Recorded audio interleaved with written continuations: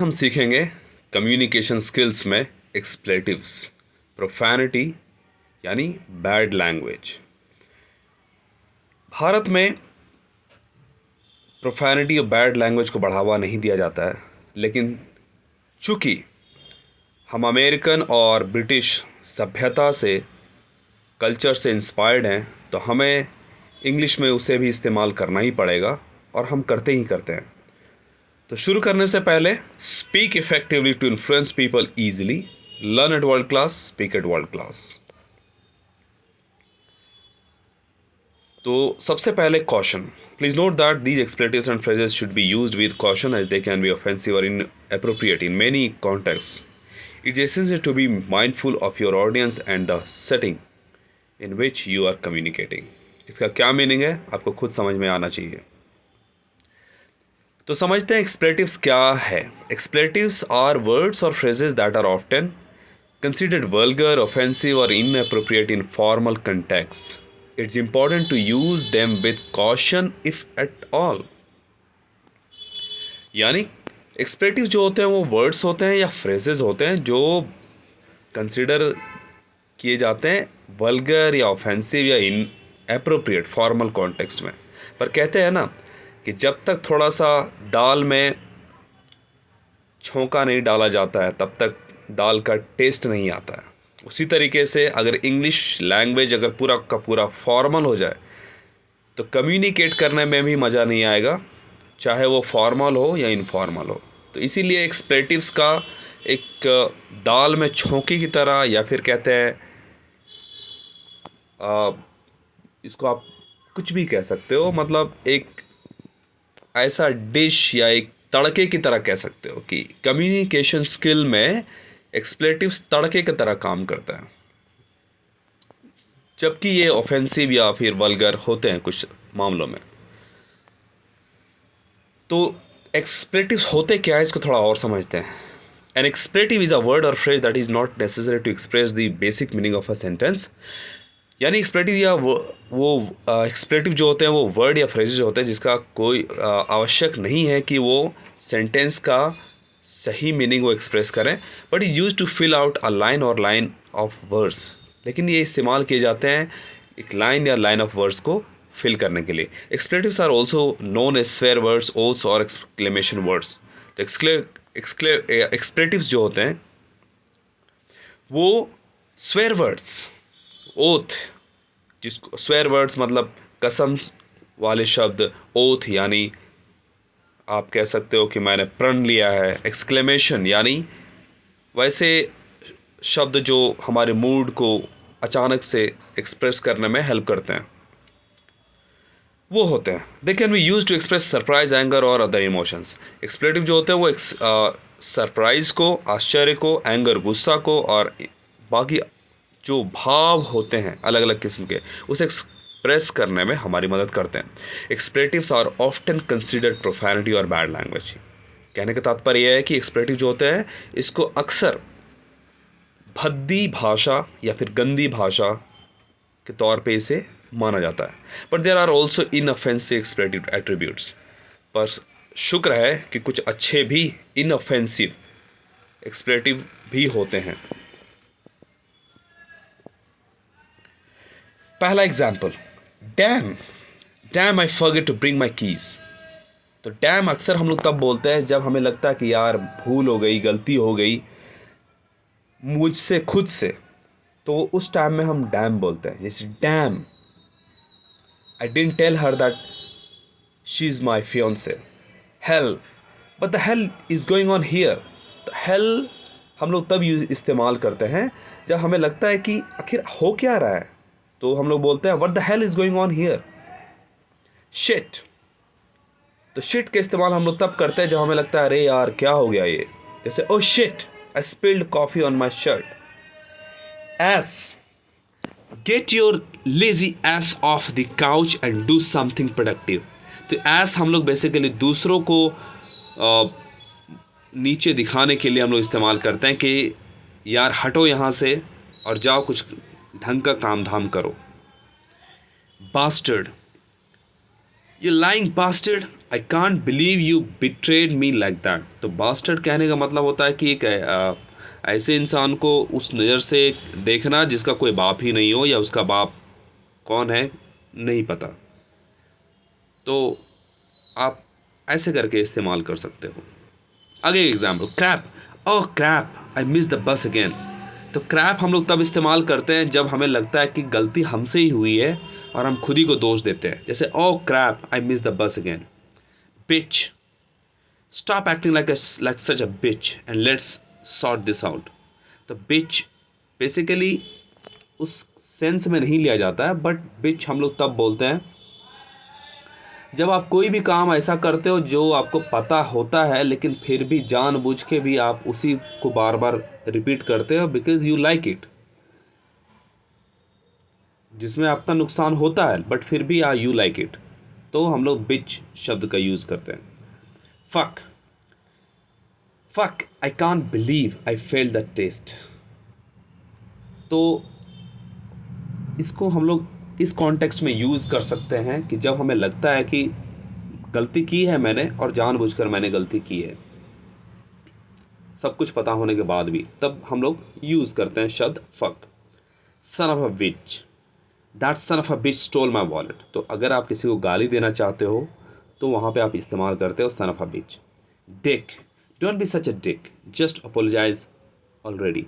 तो डिक कहने का तात्पर्य ये होता है कि जब कभी आपको लगता है कि जाने अनजाने बार बार अगर कोई गलती करता है तो उस टाइम में आप डिक किसी को रेफर करते हुए बोल सकते हो motherfucker, who the hell does he think he is that motherfucker. तो मदरफकर हम लोग इस्तेमाल तब करते हैं जब हमें लगता है कि किसी को हम कुछ गाली देना चाहते हैं। इसे आगे मैं समझाऊंगा नहीं। Cunt, she call me a cunt, can you believe it. तो कंट हम लोग इस्तेमाल तब करते हैं जब हमें लगता है कि कोई बहुत धूर्त किस्म का है, चालाक किस्म का है, और उसे हम अगर हम कुछ बोलना चाहें तो कंट बोल सकते हैं। Asshole, he such an asshole for making fun of her like that. तो एस होल का मतलब ये होता है कि आप किसी को फिर से गाली दे रहे हो और आप बस किसी को नीचा दिखाना चाह रहे हो। Bullshit, that's complete bullshit, I never said any of that.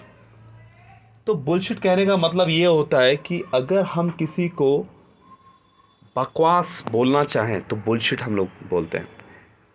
डाउश bank, I can't believe he stood me up, what a douchebag. So douchebag कहने का मतलब होता है कि आपको ऊपर से तो कुछ बहुत ढंग का दिखाई देगा पर अंदर कूड़ा कचड़ा ही भरा रहेगा। तो इस तरीके के इंसान जो होते हैं उनको डाउश बैग आप बोल सकते हो।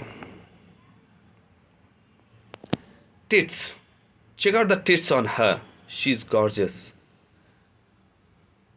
सो टिट्स दरअसल आप महिलाओं और स्त्रियों को लेकर आप इस्तेमाल करते हो, पर आपको यहाँ पर ध्यान ये देना चाहिए कि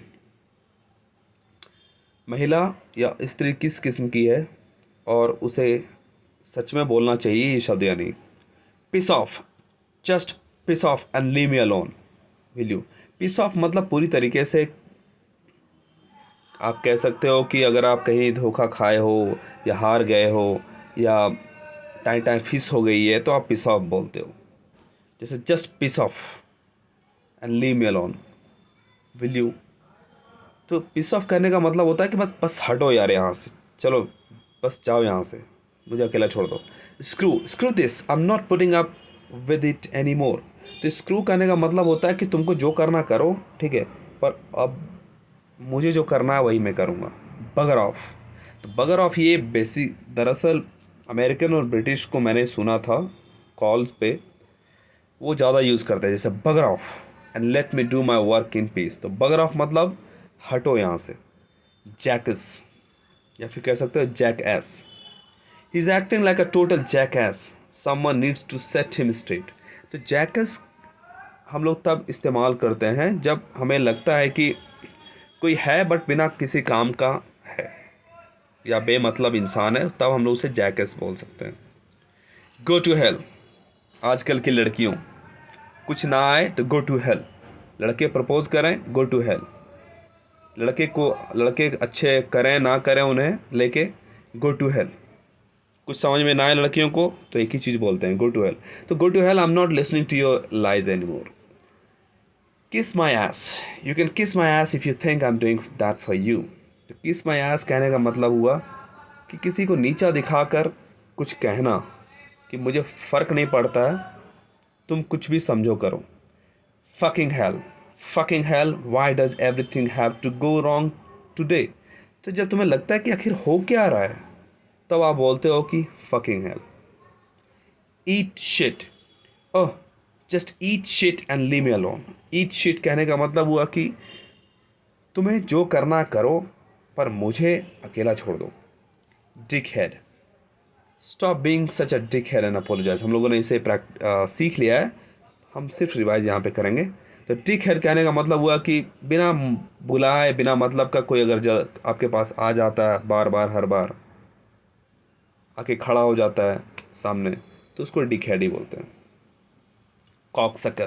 that cocksucker cheated in the game, I saw it. तो कॉकसकर कहने का मतलब ये बहुत ही भद्दी गाली है। इसको आप गे के कॉन्टेक्स्ट में आप कह सकते हो, यूज कर सकते हो। Show it. शो इट कहने का मतलब होता है show it up your S if you don't like it. Show it, इसको आप ऐसे इस्तेमाल कर सकते हो कि आप किसी को कुछ बोलना चाहते हो पर उसे आप भद्दे तरीके से सिर्फ कहना चाहते हो। Cluster fuck. So this situation is a complete clusterfuck. I don't know how we'll fix it. तो clusterfuck हम लोग तभी इस्तेमाल करते हैं जब आप पूरी तरीके से किसी भी चीज़ में फंस चुके हो या उलझ चुके हो, तो clusterfuck आप इस्तेमाल करते हो। God damn। तो God damn आप तब इस्तेमाल करते हो जब आपको लगता है कि आखिर करूँ तो करूँ क्या। तो अब आप बोलते हो God damn it, I can't believe I missed the deadline. Shithead। You are acting like a real shithead right now. Cut it out। तो shithead कहने का मतलब हुआ कि कोई बकवास और घटिया किस्म का अगर कुछ हरकत करे तो उसे बोलते हैं शिthead। तो एमबीटीज का गोल है कि 100 मिलियन यूथ को करियर लीडर बनाना 2025 तक, जहां पर मिशन ये है कि हम एम्प्लॉयबल यूथ और सेल्फ एम्प्लॉयबल यूथ हम बनाएं। और विजन ये है कि वो सेल्फ इंडिपेंडेंट यूथ बने, जहां पर हमारे कोर्सेज फ्री और पेड दोनों अवेलेबल है। अगर जो लोग प्रीमियम लर्नर्स हैं उनके लिए सिर्फ 299 से लेकर 999 में वो कोर्सेज खरीद सकते हैं, वीकेंड फ्री डाउट सेशन के साथ। कंप्लीट कोर्स मिलेगा लाइफ टाइम एक्सेस के साथ, और भी बाकी सारे बेनिफिट मिलेंगे। और जो नहीं खरीद सकते हैं वो फ्री में भी ले सकते हैं, क्योंकि एमब्रिटिश का मकसद है सबको करियर के काबिल बनाना। तो हम सबसे पैसे चार्ज करें ज़रूरी नहीं है। 99% लोगों के लिए फ्री है, सिर्फ 1% जो मेरे काम को अप्रिशिएट करते हैं या करना चाहते हैं, या मेरी जो मेहनत है या मेरी जो इन्वेस्टमेंट है उसको अगर अप्रिशिएट करना चाहते हैं, तो वो मेरे कोर्सेज खरीद सकते हैं, starting from 299 going up to 999। So thank you so much for learning. Keep learning and become the world guru, और भारत को विकसित देश 2047 तक बनाने में अपना भी योगदान दें। जय हिंद, जय भारत।